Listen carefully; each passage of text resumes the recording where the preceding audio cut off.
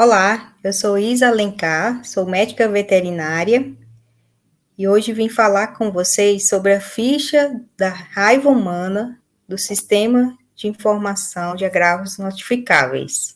Eu sou responsável pela área técnica de zoonoses e animais peçonhenses da Secretaria do Estado da Saúde. Primeiro falando um pouco sobre a raiva humana, né? Ela é uma doença viral. Ela pode ser transmitida entre homens e animais mamíferos, sendo que o homem também é um ser vivo mamífero, e ela é transmitida através de mordedura, arranhadura, contato com saliva de animais doentes, com as mãos desprotegidas. Quais animais podem transmitir, né? Nós temos cães e gatos, boi, cavalo, ovelha, cabra, os herbívoros domésticos, né? Além dos nossos animais de estimação, cães e gatos, e também animais silvestres, que são principalmente morcegos, sagui, outros primatas não humanos, que são os macacos, raposa e qualquer outro mamífero silvestre. Ela é uma doença que aqui a gente pode ver melhor nesse slide, a questão da mordedura, arranhadura, lambedura, o contato com a saliva do animal doente, né? O vírus presente na saliva do animal doente, ele vai penetrar no organismo humano através de lesões de continuidade causada, né, pelos arranhões, mordida, ou através de portas abertas, como mucosas, e ele vai se multiplicar no local, posteriormente caminhar até o sistema nervoso central e manifestar a doença. Quando ela manifesta, essa pessoa, quase 100% de chance, ela vai vir a óbito. Não existe um tratamento específico, existe, quando a doença já se manifesta, existe um tratamento profilático, que é a profilaxia da raiva, que vai impedir que pessoas que tiveram contato com qualquer mamífero procurar a unidade, elas vão receber esse atendimento antirrábico humano, que é outra ficha que a gente já falou anteriormente, com o esquema de profilaxia da raiva, para evitar que essa doença venha a se manifestar e levar a óbito o paciente.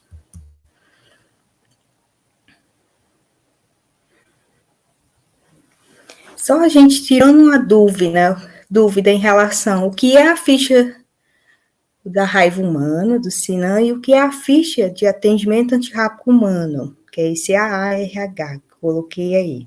A raiva humana, a gente não quer preencher ela, porque se preencher, muito provavelmente, esse paciente vai vir a óbito com a doença. Então, a raiva humana, a gente faz o preenchimento do atendimento antirrábico humano, que tem que ser feito quando as pessoas são expostas a agressões e contatos com animais, mamíferos, né, que pode transmitir a raiva, para evitar que a gente futuramente preencha uma ficha de raiva humana, certo? Só reforçando que a raiva humana é a doença, o atendimento antirrábico é o agravo, é a situação para prevenir a raiva.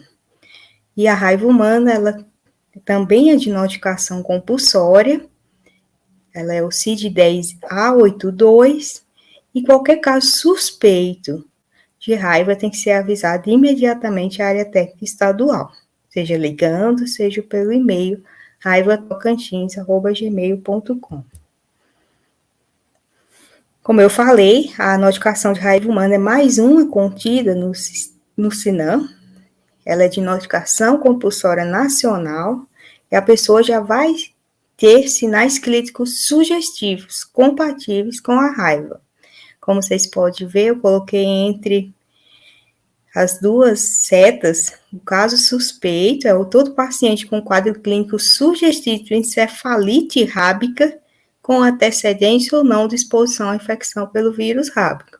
Por que há antecedentes ou não? Muitas vezes a pessoa já chega num estado que não consegue dizer qual foi a situação que ela passou com algum animal para ser associado aqui a ele, tá?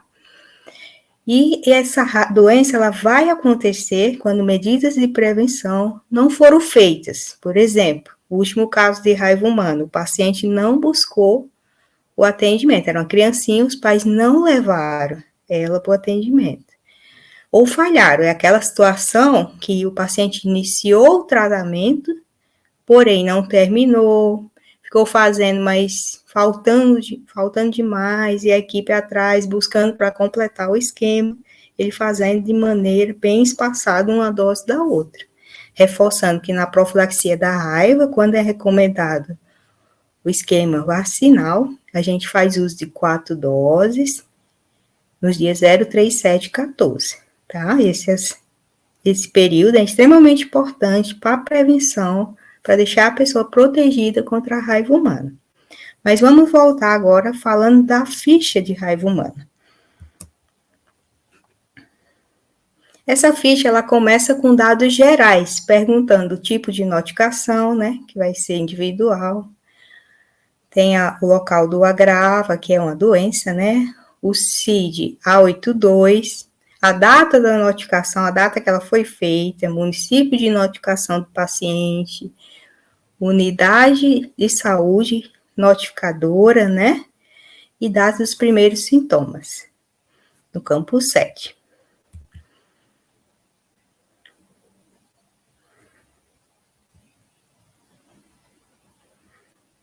Ela também vai pedir dados de residência, reforçando que esses dados são extremamente importantes para ser feita a busca ativa de um paciente, até para o município seu, dele de residência, ter a ciência de que esse paciente é dele.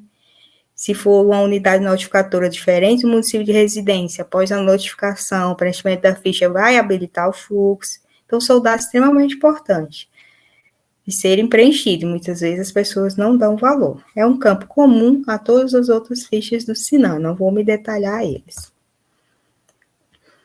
Nos próximos campos, do 31 ao 42, ele perde os antecedentes epidemiológicos. A primeira parte, do campo 31 até o campo 39, são campos iguais, idênticos ao da ficha de atendimento antirrábico humano. E o que acontece muitas vezes? O paciente é notificado na ficha de raiva humana, porque esse início parece com o de atendimento antirrábico humano. Seja porque pegou a ficha errada e preencheu manualmente, e muitas vezes já acontece, né? O digitador vai lançar a ficha, aí procura lá, raiva. A única de raiva que tem é raiva humana. A de atendimento antirrábico humano é diferente. E como os primeiros campos são iguais, ele pensa que está tudo certo, vai digitando e fica lá um caso de raiva, sendo que não é um erro de digitação, tá? Então, só reforçando, né, a data da investigação, a ocupação desse paciente, dos campos 33 a 36, vai definir como que foi o ferimento. Eu peço que vocês assistam a aula, né, sobre o atendimento antirrábico humano, que é a mesma situação. 37 é a data da exposição, se houver, né, se conseguir alguma informação de que ele foi agredido por algum animal. Os antecedentes antirrábico da mesma maneira e o número de doses igual à ficha de atendimento antirrábico humana. E no campo 40 tem uma diferença aqui, ele pergunta a data da última dose, desse esquema anterior, tá? E campo 41 passa a ser qual a espécie animal agressora, e o 42, diferente da ficha de atendimento antirrábico humano, pergunta se o animal foi vacinado. Lembrando que a gente só vacina cão ou gato, tá? Então, se o animal indicado como agressor foi um cão ou gato, vai preencher sim ou não aqui. A ficha também pede informações sobre o atendimento. Aqui já é diferente do atendimento antirrábico humano. Esses campos não existem lá. Aí ele começa, ocorreu hospitalização no campo 43, sim ou não? Se sim, a data da internação no campo 44, e a unidade federativa que ele ficou no 45. No 46, o município do hospital, 47, o nome do hospital, colocando os códigos, tá? E no 48, pergunta quais os principais sinais e sintomas. Vai colocar assim, em quais sintomas esse paciente apresentou, nos campos nas opções que estão aí no campo 48. Se houver outros, vai lá na opção outro e vai escrever. Também, a ficha pede o tratamento atual. Então, no 49, ele pergunta, o atual é aquele recente que está sendo feito com o paciente naquele momento, né? Então, a aplicação da vacina antirrábica atualmente, deixou bem claro, se foi feito ou não, se iniciou esse tratamento, que data, o número de doses aplicadas, no 51. No 52, ele pede a data da primeira dose, e 53, a data da última dose, certo? Isso é importante para avaliar alguma resposta do paciente em relação a essa vacinação naquele momento. 54, se foi feito o uso do soro, se sim, coloca a data da aplicação no campo 55 e a quantidade no campo 56. E a infiltração, esse campo é parecido com a de atendimento antirrábico humano, ele pergunta se foi sim total no local do ferimento, sim parcial, 3 não, ou ignorado, tá? Não usar ignorado. Ignorado, vamos ignorar esse ignorado, ok? E tem a parte da conclusão da ficha. O que é que ele pede no 58? Diagnóstico laboratorial. Após de posse do diagnóstico laboratorial, vai especificar qual foi positivo e qual foi negativo, conforme as opções, imunofluorescência direta e a prova biológica, lembrando que são exames padrões realizados. 59 vai ser a variante. Nesse mesmo diagnóstico que você receber, vai ter o tipo da variante associado. Vai ser a de morcego, vai ser de qual tipo, tá? Que vai vir lá no diagnóstico. No 60, ele pergunta a classificação final, se confirmado ou descartado, e o 61, o critério dessa confirmação ou descarte. Lembrando que a gente vai sempre confirmar pelo laboratorial, tá? Então, a gente vai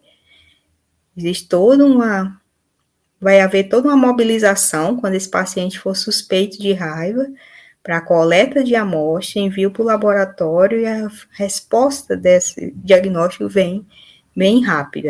É uma prioridade em termos de exame diagnóstico essa doença, tá?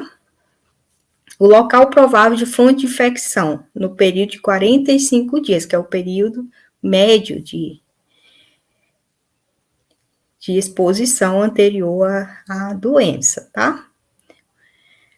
Mas também lembrando que esse período pode ser além, como hoje a gente tem variáveis do vírus, variantes do vírus rábico silvestre, elas têm um comportamento bem diferente das de cães e gatos que a gente tinha anteriormente, tá? Mas o local provável vai ser identificado no 66, que é autóctone do município de residência. É o mesmo do município de residência? Se sim, 1, se não, 2. Qual é o F? Qual o país?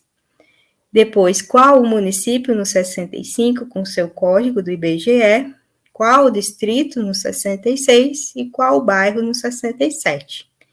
Também ele vai pedir a zona urbana, rural, periurbana. E no campo 69, se a doença está relacionada ao trabalho. É muito importante isso aqui também, ser preenchido, que às vezes o paciente se acidentou no local do seu trabalho com aquele animal, foi agredido com aquele animal. Então, é uma informação extremamente importante. Data do óbito, se esse paciente estiver com raiva, provavelmente vai vir a óbito, tá? E data do encerramento. Essa ficha, só reforçando que o paciente, quando começa a manifestar a doença, cerca de 5 a 7 dias ele vem a óbito. Se a gente conseguir coletar a amostra em tempo hábil, que vai ter que ser, aí a gente recebe esse diagnóstico no máximo 2 dias. Então, assim, data de encerramento. O encerramento oportuno são 60 dias. Porém, a gente não vai esperar 60 dias para fechar uma ficha dessa, tá? Informações complementares, extremamente importante. Vocês viram aqui que só dá condição da gente anotar uma unidade, né, que ele foi internado, por exemplo. A gente vai colocar se ele passou em outras unidades, vindo a óbito, quando vier a óbito, vai colocar a declaração de óbito e outras informações importantes, tá? Esse campo foi feito para ser usado. Só reforçando, a gente tem uma videoaula falando sobre a raiva humana e como prevenir quando suspeitar, feita com o Dr. Wagner Augusto. Ela está disponível também nesse canal do YouTube da ETSUS Tocantins, que a gente pede que vocês assistam, compartilhem, para que a gente não venha a ter casos de raiva humana no nosso estado, tá? Então, a gente não quer preencher essa ficha de raiva humana, mas para a gente não preencher, a gente precisa saber como prevenir, conduzir corretamente os atendimentos anti-raiva humano, segurar na mão desse paciente para que ele complete todo o esquema necessário.